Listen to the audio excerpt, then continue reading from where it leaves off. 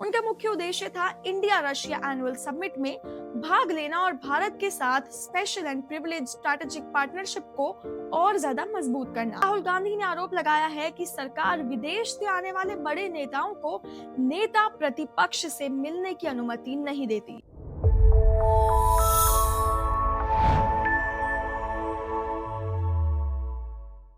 नमस्कार, मैं हूं यशिता नागपाल और आप देख रहे हैं भारत बाइट्स। इस हफ्ते भारत में कई विदेशी नेताओं की गतिविधियां सुर्खियों में हैं और उनमें से सबसे अहम है रूस के राष्ट्रपति व्लादिमीर पुतिन का दौरा। पुतिन 4-5 दिसंबर 2025 को भारत आए और ये उनका भारत का पहला दौरा है रूस यूक्रेन युद्ध के बाद। उनका मुख्य उद्देश्य था इंडिया रशिया एनुअल समिट में भाग लेना और भारत के साथ special and privilege strategic partnership को और ज्यादा मजबूत करना। इस दौरे में रक्षा, ऊर्जा, व्यापार और अन्य राजनीतिक सहयोग के मुद्दे प्रमुख थे। हालांकि इस दौरे में राजनीतिक बहस भी उठ गई है। जी हाँ, कांग्रेस नेता राहुल गांधी ने आरोप लगाया है कि सरकार विदेश से आने वाले बड़े नेताओं को नेता प्रतिपक्ष से मिलने की अनुमति नहीं देती।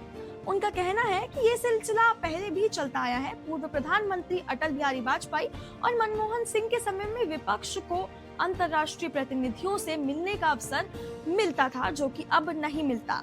राहुल गांधी का कहना है कि विपक्ष की राय जानना सिर्फ लोकतांत्रिक प्रक्रिया का हिस्सा नहीं है, बल्कि ये भारत की विदेश नीति और अंतर्राष्ट्रीय विश्वास को मजबूत बनाने के लिए भी जरूरी है।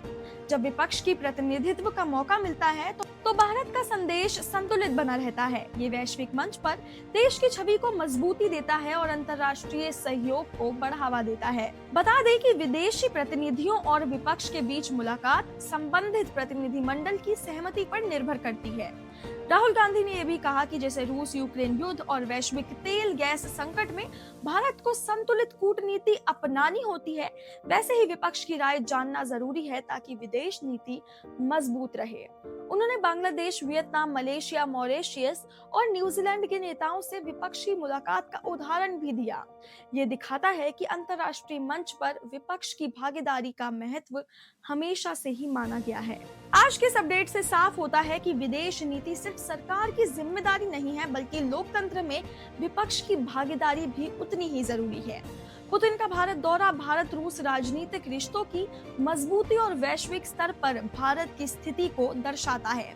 वहीं विपक्ष की आवाज को शामिल करना लोकतांत्रिक संतुलन और अंतर्राष्ट्रीय भरोसे के लिए अहम है।